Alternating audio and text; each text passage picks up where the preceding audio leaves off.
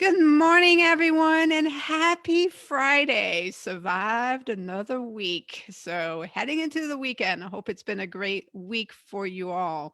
Now, before I introduce today's guests, I do want to remind you a couple of things. One is to go ahead and come and join me in the great team of Next Level First coaches inside the 365 First Challenge Facebook group. There's a lot of great stuff happening there, an amazing supportive community. So I want to invite you to go. Yesterday, I did the first How to Become a First-Time Storytelling webinar. I had quite a few students in there and they had a great time. So when you're in the group, you can find the registration to join me next Thursday in the How to Become a First-Time Storytelling webinar. All right. Today on the First Time Storytelling a Broadcast, my guest is Onycha Vandermeer. Onycha is a Marine veteran. She's a world traveler, data analyst, and a marketing strategist. We have quite a few things in common, so I'm very excited to have her on, and our paths have crossed on social media in different ways. So it's really fun that now I get to have her on the show and hear her story. And Onycha is here to share the story of her first time breaking a bone, which is at Marine Corps Officer Candidate School back not too long ago in 2019.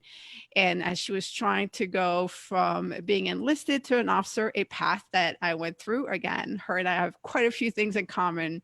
And, breaking that bone brought a series of other firsts that followed. The first time having surgery, and she was dropped from active duty because of it, and then a few other first times that occurred because of that incident. All right, Onycha, welcome to the broadcast. Thank you so much for having me. I'm really excited to be here. Okay, so OCS, Officer Candidate School. For those of you who don't know, it sucks. It's rough and it's tough. And now it's where if you want to become a Marine Corps officer, you have to go through OCS. And even if you're prior enlisted, so what program did you do? So I had broken service. I was enlisted. I got out. I went to college, and then a few years later, for a lot of reasons, I decided to go back in. So I was at OCS. I can't remember the number now, but it was last summer. I was in there for the summer class, which is like the hottest time of the year to go through. And you were in a regular OCC class. Okay, so Yeah. her path to OCS slightly different, but she experienced boot camp. So she, went through boot camp. Similarly, I went through boot camp. I made it up to the rank of sergeant. Then I did the meritorious commissioning program, and then I went to OCS. And OCS was a wake-up call because very different. It was different to boot camp, but it is the path for if you're right off the street and you want to become a Marine Corps officer, you go through OCS at Quantico in Virginia. Mm-hmm. All right. So take us to Quantico, to Virginia. You get picked up for OCS, and what happened? Yes. Okay. So I feel like I actually need to go back a little bit before that. Okay. My whole story I want to tell today, like it's very positive. There's a lot of learning and I guess mindset shift, but I feel like I have to tell you what my mindset was before. All right, go for it. I got to this positive place. So yeah, like you said, I was enlisted before. I was when did I go in? It was 2006 to 2010. I was stationed in 29 Palms for the whole time. Ew. Have you been out there? Yes, I spent 4 years there too. No, okay. Yeah, we have a lot of similarities. Back in the day, this is over a decade now, which makes me feel old, but 29 Palms, it is like the worst place to be stationed. It's in the middle of nowhere. It's like 115 degrees all the time. For those of you who don't have military background, Marines who are going to deploy will typically cycle through 3 or so months of training in 29 Palms to get acclimated. It's out in the Mojave Desert in Southern California. So I was permanent personnel. I had to stay there all the time. I didn't just have a 3-month stint out there. And also at the time, I want to say that the Marine Corps was just 6% women. I think it's around 10% now. Correct me if I'm wrong. It's But slowly creeping up, but I'm not sure we've made it 10% just yet. okay, But 20 on Palms, yeah, it's even less. You even don't less. see a lot of women there. A lot of infantry units in 20 on Palms. What Yeah. unit were you with?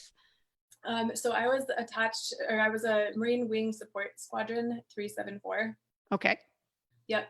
Um, I I had no idea what I was getting into. You know, I'm 18. I get to my first duty station, 29 Palms, middle of nowhere, nothing to do. Everyone's infantry units or just cycling through for Wait, deployment training. did you get there at night? I think, yeah, I did. Yeah. So you see all the lights and you're like, oh, what a Yeah. big, massive place. You have that experience. And then Yeah. you wake up in the morning and you're like, wait, what? Right? I'm like, I'm sure it'll be fine. And then like I come to find out it's like a 30-minute drive to get to like a grocery store off base or like anything. Like you're isolated. So So it and it's hasn't changed. So I got there in 19. So what year did you say? 2006. Okay, so 10 years before you, I got there in 1996, in February of 1996.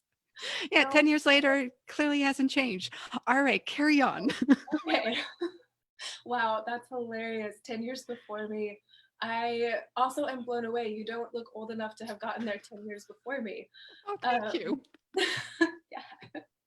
Um, yeah. But yeah, so just kind of a miserable duty station, not what I expected. Um, it's not a lot of women in the organization, not a lot of even less women at this particular base, this duty station. Um, I so at the time, the military was scaling up, like growing its numbers, and a lot of people were being put into bigger MOSs or job assignments. So I skipped a couple grades in K through 12. I had like a 95 on the ASVAB, which is almost perfect. Like this is like a standardized test that, you know, like a 95 is pretty high. Like you should be able to pick a job that you want. You should be able to, you know, do something exciting, have a little bit of maybe professional development. I got placed as motor T. Wow, okay. Yes. So just to give a little bit of context, it's a huge MOS. You need a lot of truck drivers. Um, Most of the people put into that MOS are, well, it's men in the organization in general, but also if you go to take the ASVAB, the standardized test to go into the military, and you fail it, at the time they were giving waivers for failing the ASVAB and just putting anyone who failed into motor T. So my peer group in the middle of nowhere, it's only men, and most of them failed the ASVAB. And I like hesitate to say that because I know I probably sound kind of like a bit pretentious, like a standardized test. And I totally don't think that is the only measure of intelligence. I think that's not even close to the Yeah, best. I'm still really surprised it didn't end up in Intel.com. Like you're, Yeah. So it's I learned so much from it. I would never go back and change it. But it was surprising. I stood out as being somebody who's like book smart and female, and it was just like a very interesting dynamic to be, yeah, kind of dropped into that environment all of a sudden at age 18. And I I was so excited to just do the job, deploy and do my job. I was on incident response teams while deployed to Iraq in 2008. And it was really intense. It was really stressful, but I loved it. All I wanted to do was like keep doing that, keep doing this job, keep training other people how to do it, and just improving and growing, and you know going back to do it again. And I found at the time, I think it's pre 2013 when the law came out, but this is when women were still banned from serving in combat, as if we haven't been there the whole time. It's just kind of a technicality more than anything. But really what that ban was doing, it was just limiting opportunities for gaining experience in your job or professional advancement on paper, you were still asked to go do these things. You were still, tasked out to incident response teams. You were still driving convoys, all these different things. You just weren't allowed to advance on paper. You weren't allowed to, claim what you had done because it was legal gender discrimination. So I'm a teenager when this is happening. I don't know how I couldn't have put what I'm saying now into words back then. Like, I didn't have the words to explain it. I had a lot of feelings about it. I was pretty disappointed in how limited my options were within the organization. And so it's almost embarrassing how discouraged I was. I kind of just started counting my days till I got out. I was like going to night school, which my unit was like allowing me to do, but the condition was as soon as I pick up sergeant, I have to go back to the platoon and kind of babysit all the 18-year-olds that are coming in and stop going to night school, because that's just too much responsibility for one person to be doing both those things at the same time. Or that was the idea anyway. Yeah, and that's bad leadership right there, but go ahead, continue. Thank you. So I was so focused on next steps. I was so focused on counting down the days and getting out and going to college, traveling, all these different things. So I did not want to pick up sergeant and have to go back to my platoon and be a platoon sergeant. I had a friend in one of the headquarters, the S shop. I had her zero out my PFT scores in Marine Online every single time for my last year. And that kept me just under the cutting score to where I didn't get promoted to sergeant. I didn't have to go back to the platoon. I didn't have to stop going to night school. And I kind of just coasted. And I had a bad attitude. I was a little shit. Can I swear on this? Preferably not. Okay, I'll try not to, sorry. But yeah, I was pretty demotivated. And like, I see you nodding. I'm sure you've probably seen a lot of people. Well, as I'm nodding, I'm just thinking of all the bad leadership that didn't catch that and that didn't ensure, realize the potential that you had and saw what was happening, because they could have encouraged you to become a sergeant, encouraged you to do officer program because you're going to school. So there's a lot of different things that could have happened that could have guided your path differently. But obviously that led you to getting out, going to school. So Yeah. kind of, do you want to move it to get you into the story? Yeah. Okay. So I left the Marine Corps the first time, demotivated, discouraged. Some poor leadership had been, my experience, and I had strong opinions about it. As soon as I was on terminal leave, my contact at the headquarters stopped zeroing out that PFT score, and I picked up on terminal leave, where I should have done it like a year before. But I was just like, I didn't care. I was like just washing my hands of it, stepped away, went to college. That was 2010.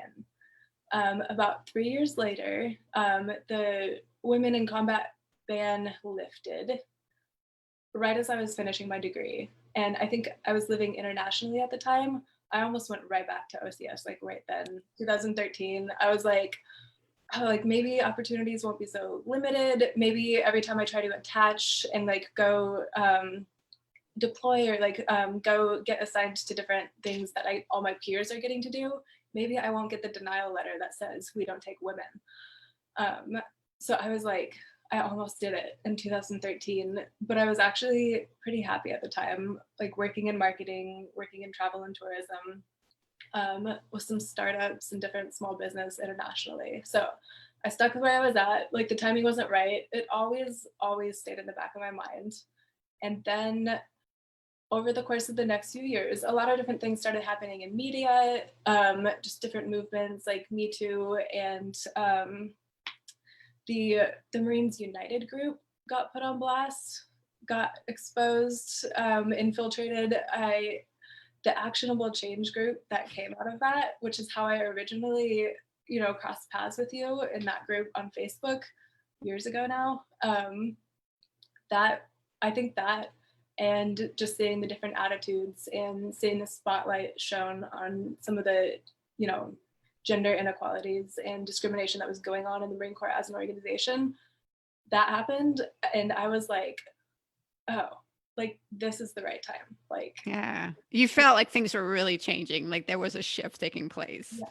And I was like, I want to be part of that change. I want to go back in and be good leadership. Like, I didn't experience it, but I wanted to, provide that for, younger women who are going into the organization, and not even just women, just younger people.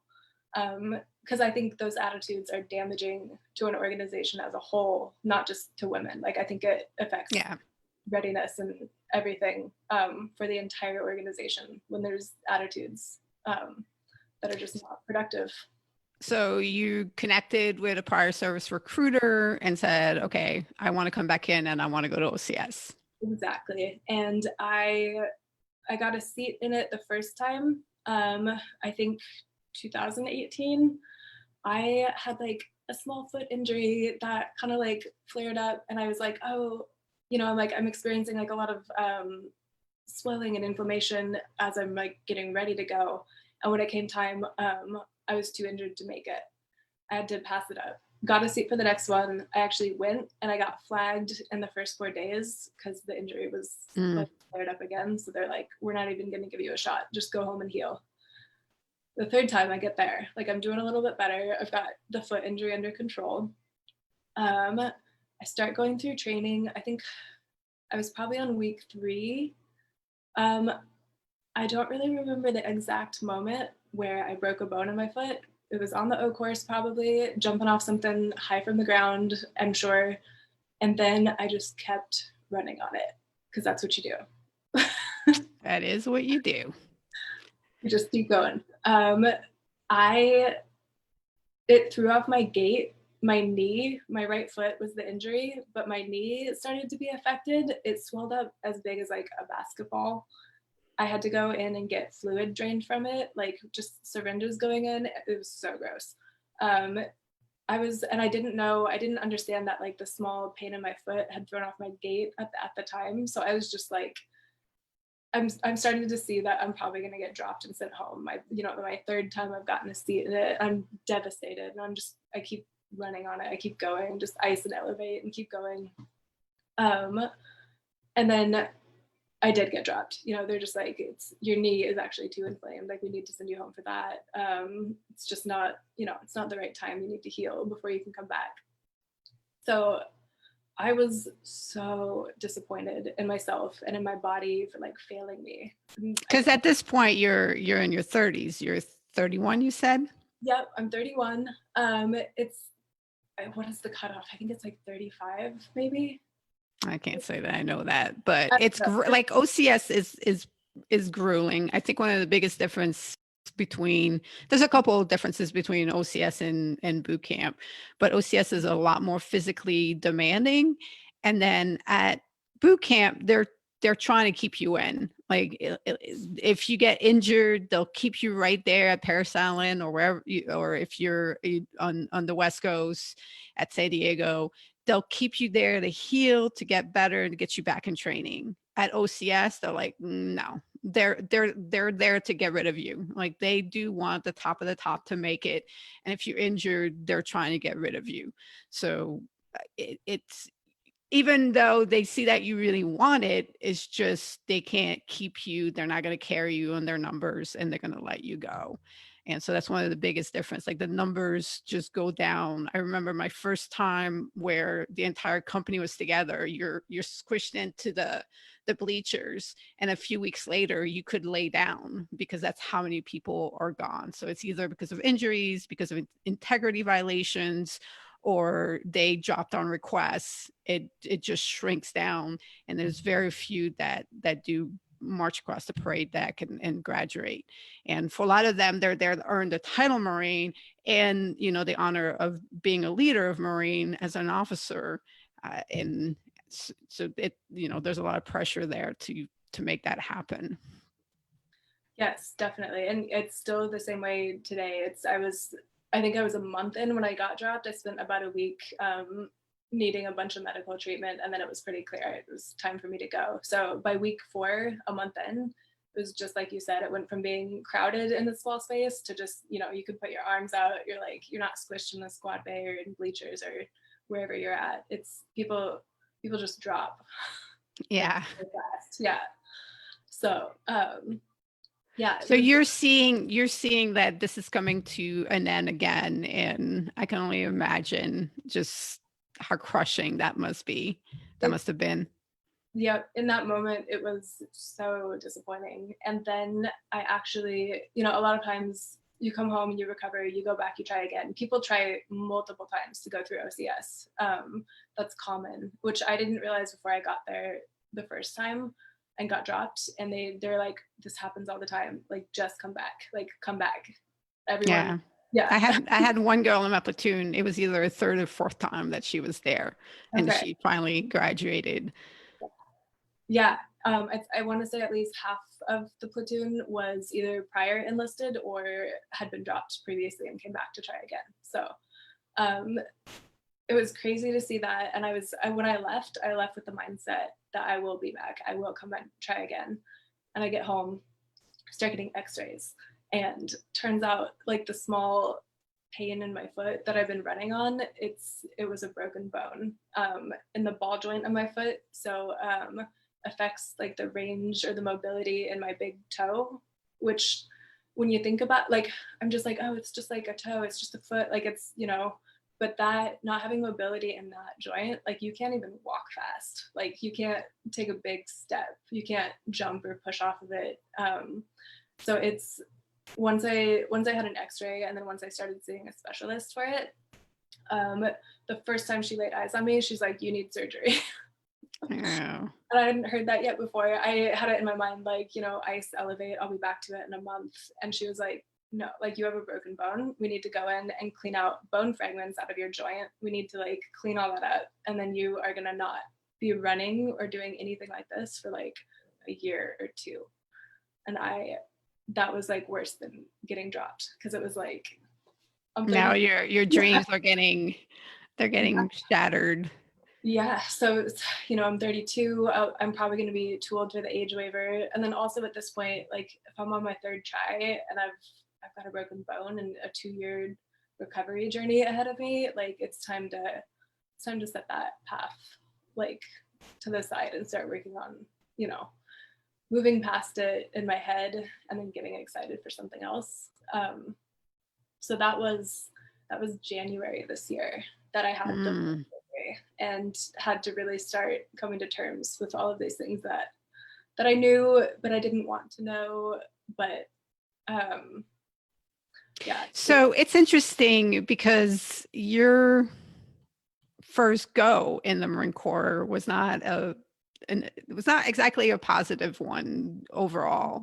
So what is your attraction, your love for the Marine Corps? Like, what is it rooted in that you put yourself through all of this to, continue on and to continue on as an officer?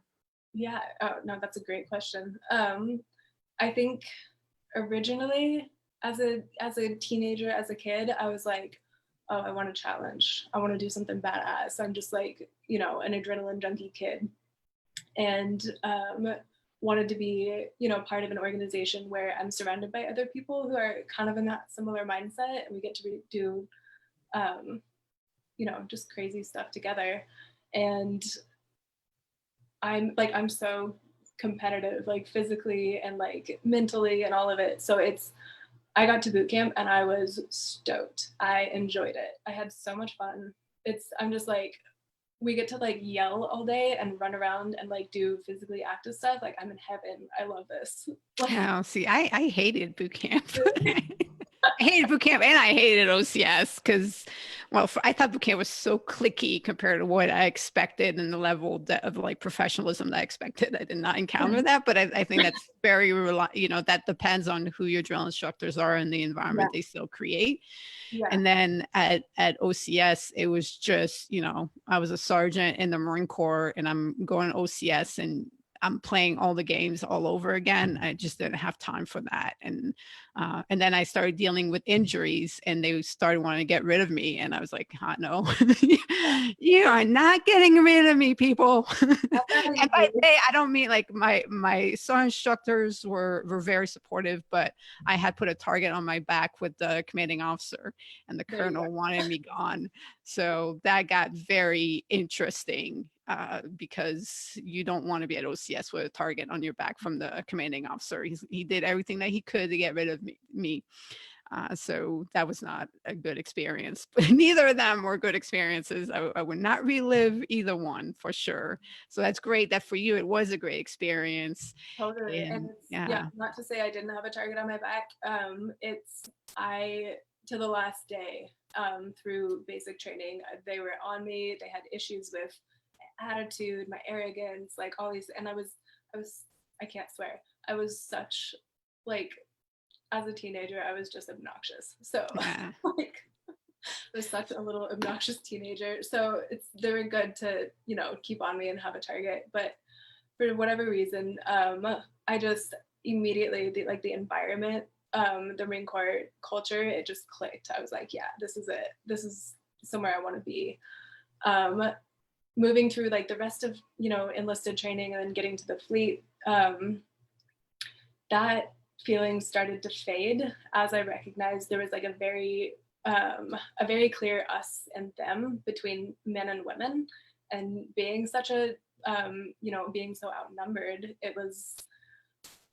there's no way to recover from that. And it's, as far as like female officers, like I think I saw one from a distance once. I was like, it's a unicorn, like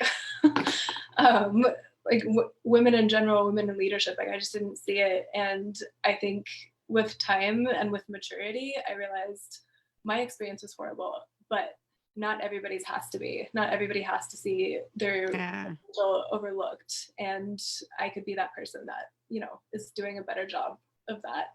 So it always clicked with me, the culture did. And there's a lot of layers to sexism, organizational structure, and like how sexism is built into that. So I was like, I want to be a part of restoring and rebuilding some aspects of this organization that at one point in time I was so excited to be a part of. But yeah, so it's been like a roller coaster relationship with how I have seen and experienced the Marine Corps. But which is interesting because you've talked to women Marines, you're going to get so many different experiences, so many different stories on what that experience was like. And while I share in some of the commonalities of what, some of my experience was different. So for me, it was, I started lifting weights as soon as I decided to join the Marine Corps, because I was not going to have any guys push me around. So when I hit the gym at 29 Palms, like I went in there and I belong. Like, you move out of my way, I'm not moving out of your way, right? So I had always a very head-on approach. But in my job, it was, I definitely dealt with sexism and all of that. But there was also, I worked for a female gunny, ended up getting some support. And so like the experience becomes very different because of that. But for sure, you mentioned, Marines United and started actionable change, because having grown up in that environment, there was absolutely no way I was going to continue to have it stay that way. And the reason why I became a communications officer was because I wanted to be a leader of Marines, because I knew how to lead. Like, as conceited as that might sound to somebody, I think it's a born, you're born leader. Like, you can learn leadership traits, but you can tell who that's just in their blood. And again, people might think that's conceited, but I always knew that, that's why I was class president. Like same with you, you found yourself, in leadership positions, and, I always embraced those. And I was certainly, as you move up in rank, you have that responsibility to those that are coming behind you. And I'm like, no, I'm not going to keep having it be the same. No, not after fighting for 20 years. Yeah, part of the question. The other generation keep having it that way. And I was actually because Actionable Change is still a group that's going strong for female Marines. And I was, one of the co-founders, we were having a conversation, and, for female need to be in leadership roles, like the female generals, they're commos. And the reason why they're commos, and that's why I chose comma as my MOS, because it's the one MOS as a female that you could lead a platoon of Marines. So it's no mystery that the the female generals are the ones that have had the opportunity to step in front of platoons. So now it's wonderful that the combat MOSs are open and more women get into those leadership roles of leading a platoon. And it is the most amazing thing you can do, you know, in the Marine Corps, is be a platoon commander. And I'm not trying to rub salt into your wound, you know, but I can see why that was something you wanted so bad, because I share in that. I mean, I came in enlisted, but I knew like my goal was to step in front of a platoon and be a platoon commander. That was constantly driving me, and that did not disappoint. There's a lot of things in the Marine Corps that did not live up to what I thought it was going to be, but being a platoon commander absolutely lived up to, you know, what I imagined it would be. So I really wish, or hope, I don't know what the cutoff is, or if you're going to want to go back into that space, but let's talk about that. So what is your transition? What has that been like? So you had your first surgery and you had to recover from that. And now, you know, searching that place where you belong, where you do get to be who you are and being around a peer group that, you know, that's in line with who, you know, what you want. Yes, yeah, and it's so wild to me to, like, in one injury, I lost a career path, an income, like a sense of purpose, and then I also just I felt like my body was betraying me because I've never broken a bone before, so I'm just like all sensitive about it. Like, you know, how could this happen? Like, so yeah, it's been really destabilizing to go through that, but it's also I had foot surgery, and then I had another surgery I was putting off for a long time. I've broken my nose like probably 5 or 6 times. I grew up like wrestling. I got pretty into MMA like teenage years, and just off and on for like over a decade. Like I'll be in MMA gyms training, not for competition or anything, but just I love it. It's such a good workout too. It's a great way to like clear your head, and yeah, I feel like it's good for your brain as it is for your body. But I had the foot surgery January. I went in and had my reconstructive nose surgery to reopen the airway in February this year. Because I'm like, if I'm laid up, I might as well, you know, knock out the one. So yeah, I went from being really physically fit, you know, really confident in the OC, like that I'd be making it through OCS, to being in a boot with a brace on my face and like 2 black eyes and just laid up, exhausted, and yeah, just super disappointed in how all of it went. But it led me to learn about a lot. And it started with having a stress response, like a cortisol and adrenal imbalance that was coming from how hard I was being on myself, like how stressed I was over how all of that went. It actually started making me sick as far as spiking and dropping my cortisol levels. I was kind of living in like fight or flight, like a very like anxious, anticipatory space in my head, but constantly. And I was so in it that I didn't realize that I was doing it.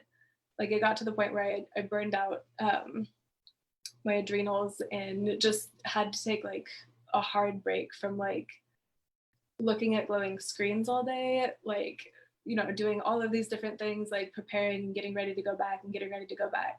But what I wasn't doing was taking time to rest and recover. I didn't know to prioritize those things. So that I learned a ton about like health and nutrition and meditation, positive psychology, like neurobiology. I started reading like a whole bunch of different books on just totally new topics for me. So a lot of like vulnerability and shame stuff with, have you read Brene Brown stuff? Mm-mm.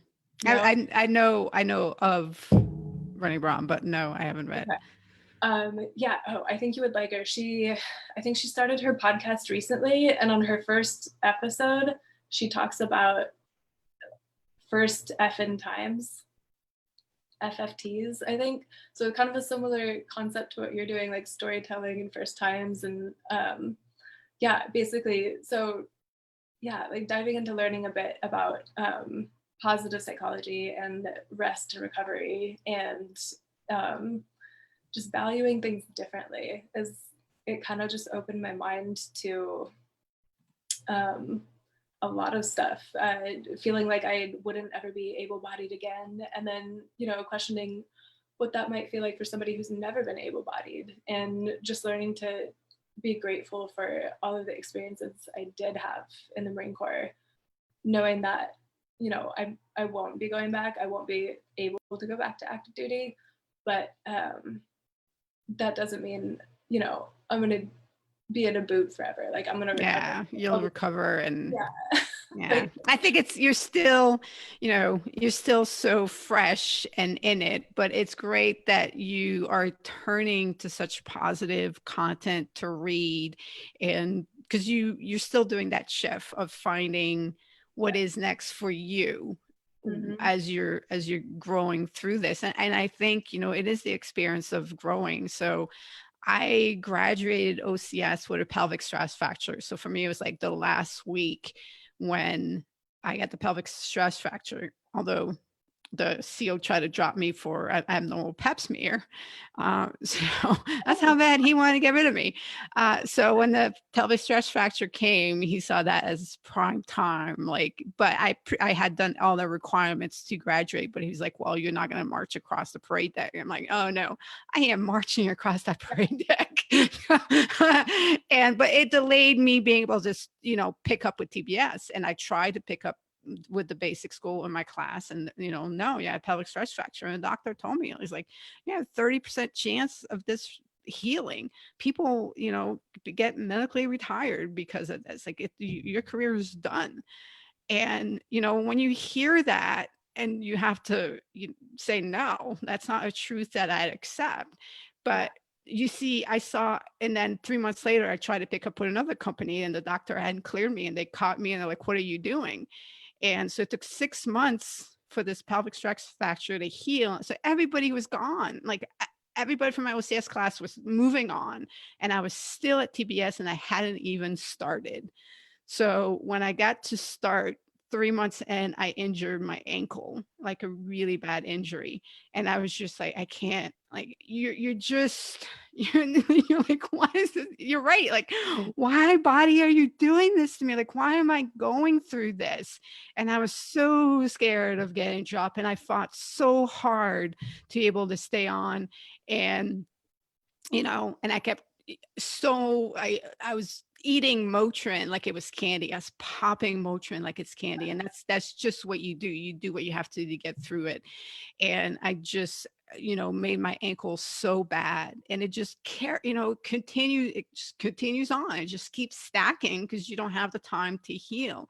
So take that time to heal. And in a way, like, be grateful that you get to do it in an environment where you can take stock of things and figure out what that means for you. And that it's taking you on this journey of better understanding yourself, and of great growth and development, and understanding your personality.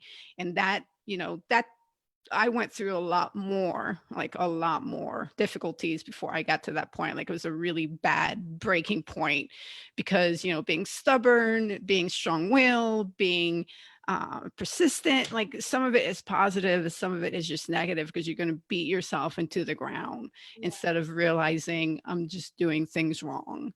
It's And oh, it's so true, and I so relate with being stubborn and strong-willed and persistent, and like to a fault, to the point where we're pushing our bodies to the literal breaking point, and like that's not healthy, that's not productive, that's not going to help us or the organization we want to be a part of. Like, yeah, and I'm it's not. that like it's And one of the things that I've learned, it's also not being in the flow of what life has for you. So one of the reasons why I love doing the first time storytelling broadcasts, and the guests, some of the really great guests that have come on, the theme that exists is that they stop fighting and they start engaging with life, and then they got into the flow of what life had to offer for them. So now you're not fighting as hard. You have to put in the hard work, but there's putting hard work and then there's fighting the flow. And if you're fighting the flow, you're hurting yourself physically, emotionally, mentally, so many different ways, versus hard work, which is designed to grow you and help you. The other is just, beating you. So as pick the path that's in the Right. flow. Oh, 100%. Yep. And if you had said that to me 6 months ago, it would have been over my head. I wouldn't have understood it. I wouldn't have agreed with it. There's so much learning that I've done to be able to even like wrap my head around everything you were just saying. And I'd want to say one of the most helpful books I read was Stealing Fire. I can't remember. There's like a longer subtext to it, but it's called Stealing Fire. It's about flow states. It's about neurobiology. And it's about how like Navy SEALs and tech companies and like all these, cutting edge people in different industries are using flow states and engaging with things rather than resisting and pushing against. So yeah, it was kind of funny that I learned about it, after having such a breaking point. And I'm like, oh, I could have used this to maybe make it through that training, but now I'm going to use it to, make my way through my life in another way. Yeah. Taking And that's the other thing, like you will see if you listen to those other episodes, you will see how those people are going to say like it's the other way. Now that I look back on my life, and I can do the same thing. Like now that like, why did I have to be so damn stubborn? Like it could have been so different.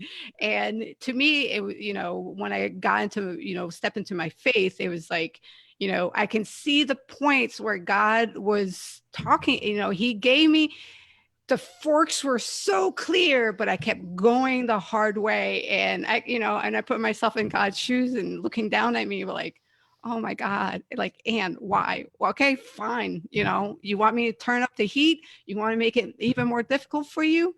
You're choosing this. It was just like, you're just remember you're choosing this. And now I can look back on life and say, there was a fork, and I could have, it would have been easier, but I was choosing this difficult path, this stubborn path. And yeah. Mm. I can relate. Yeah, I'm like right there with you. So I'm sure like in the future I'll look back, I'll do this 20 more times. Like it comes with wisdom and experience and all that. You can start to recognize it and start to navigate things a little bit differently, yeah.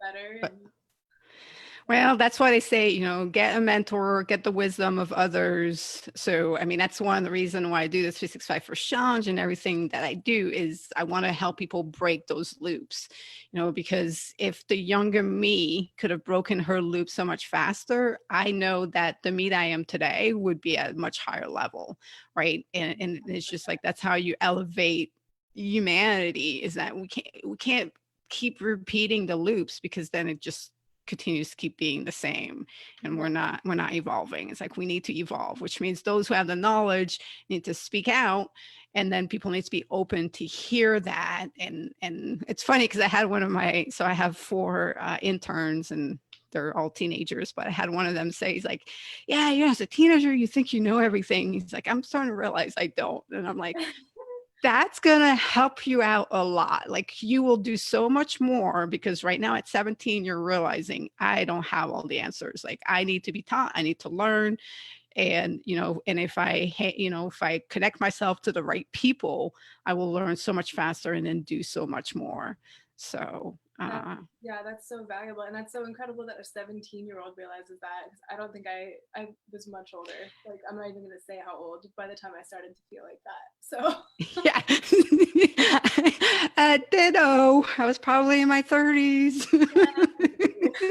So, but right. So let's get into the first time lighting round. We don't have a whole lot of time left. okay. But before we do that, is there a way that people can connect with you online that you want to share with them? Sure. Yeah. So I'm not a big social media person. I'm on LinkedIn. If you want to find me there, that's basically the only place I'm online right now.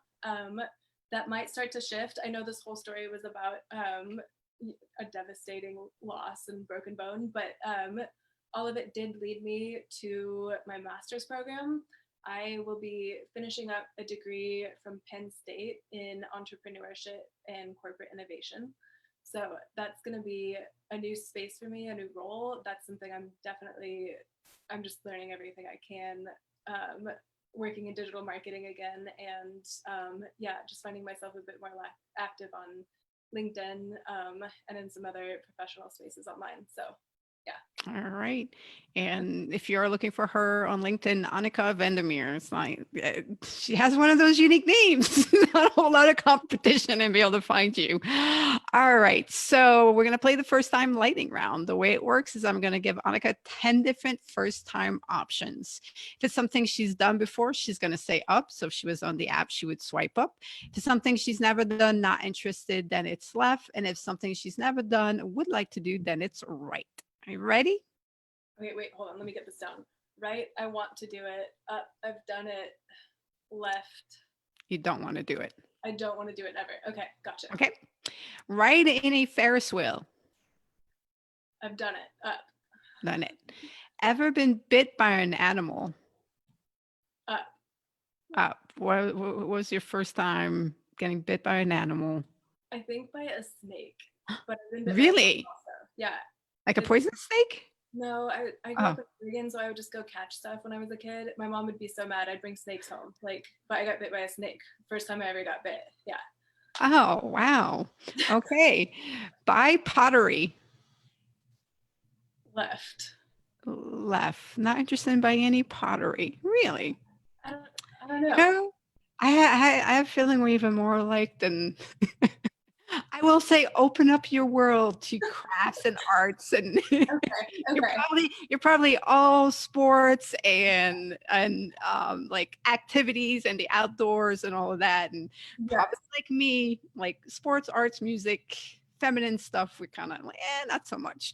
It's a wonderful world. I would invite you to explore that world as well. I'm Okay. having a blast with it. Great. Okay. Creativity with arts, pottery, not just Yes, dance. it's awesome. Okay. Yeah. Okay. Okay, get hair extensions. Left. Left. I haven't Yeah. done that. I don't know if I need to. Yeah. Yeah, it's Never a thought good about thing. Yeah. It's one of those, like, it's a good thing not to need it. Okay, rent a car. Rent a car? Mhm. Up. I've done it. Done that. Hula dance. Ooh. I want to say up. I've tried to do it. I don't know how well I did it, but I've tried. Okay. Provide an item for a charity auction. Ooh. I've done it in my role professionally. I don't know that I've done it like personally where I'm the person who came up with the item. But I guess that's a right. Like I want to do it. Okay. Yeah. Right. Add it to the list. Yeah. Take like an aerial dance class. Have you seen those with the Yes. drapes? Up. Yes, I've done it. Oh, okay. It was amazing. I felt like it decompressed my whole spine and back and so many joints. I want to get one. I live in an apartment right now, but I'm going to buy a house this year, and that's getting hung up somewhere in my house. Oh, awesome. All right. Tour a brewery. I used to lead the brewery tours. Where you worked, or is that? It was a college job. I helped develop a beer trail, like a passport where you get stamps for going to a bunch of breweries. I led some of the tours, and I was in a beer commercial. Yeah. Oh. How cool is that? All right. Play online poker.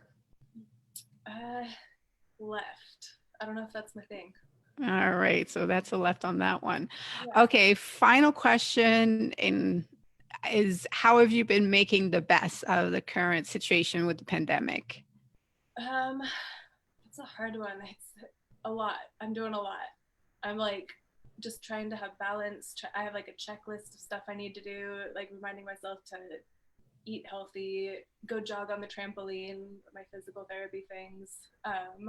I think meditation though. That's got to be my top answer. Like learning how to meditate and prioritizing it and forcing myself to do it every day, which I'm not great at doing that every day, but I'm starting to recognize how important it is. So yeah. Oh, awesome. Well, for all those who are listening, speaking of meditation, tomorrow we're doing an intro to meditation class for the 365 First Challenge online events. So I'm very interested by it because she really talks about it's not so much about the breathing work, but how to like blank out your thoughts, right? Which I think is one of the hardest thing when you're meditating is the brain actually is like, oh, you gave me all this time. I have all these thoughts. Yeah, exactly. It's hard.